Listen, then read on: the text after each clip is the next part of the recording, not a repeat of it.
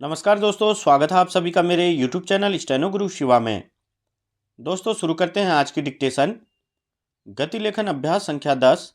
गति 80 शब्द प्रति मिनट। स्टार्ट।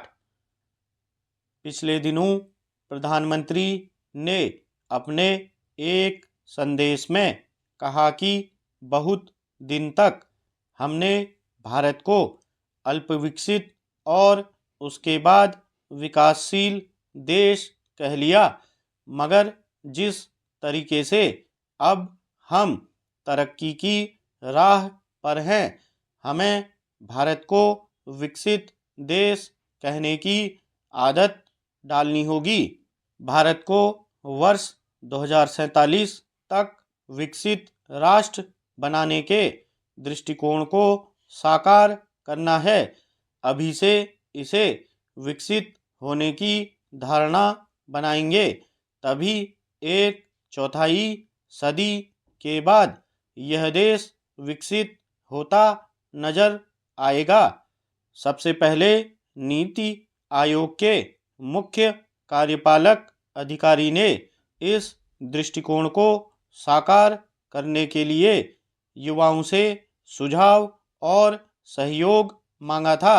उसके अगले दिन प्रधानमंत्री ने विश्वविद्यालयों के कुलपतियों को देश भर के राजभवनों में आयोजित कार्यशालाओं में संबोधित किया और कहा कि भारत 2047 तक 30 खरब डॉलर की विकसित अर्थव्यवस्था बन जाएगा, लेकिन इसके लिए दृष्टिपत्र अभी से तैयार करना होगा।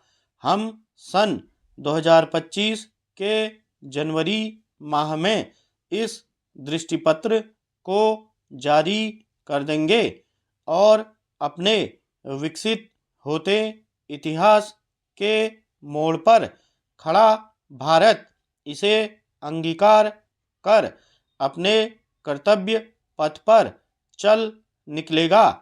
कुलपतियों और युवा वर्ग से भी इस धारणा को स्वीकार करने के लिए सुझाव मांगे गए हैं।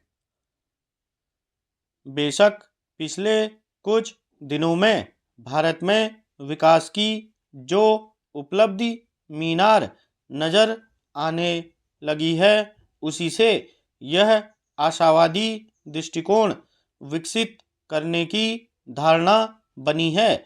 कुछ तरक्की और उपलब्धि की मंजिलें अभी हमारे सामने आई हैं।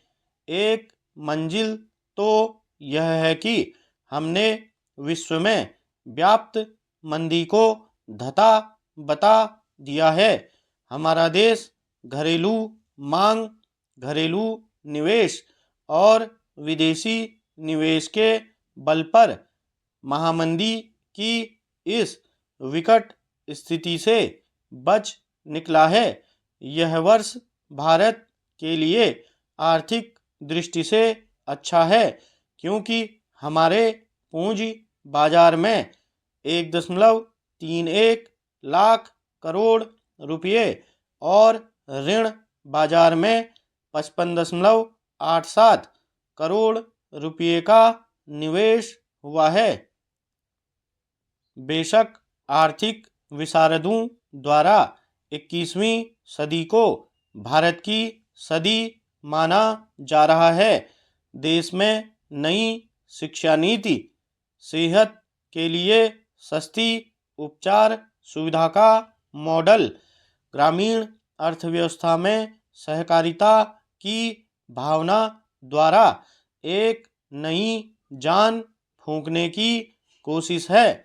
अब सहकारिता को एक अलग विभाग घोषित कर दिया गया है।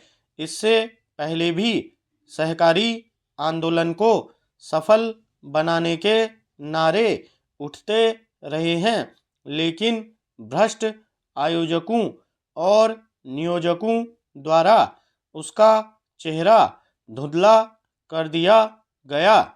अब जिस सहकारी आंदोलन को पुनर्जीवित करने की बात कही जा रही है वह आम आदमी और किसान के लिए नवजीवन का संदेश देगा और धनी इस आंदोलन को अपनी जेब भरने का साधन नहीं बनाएंगे। स्टॉप।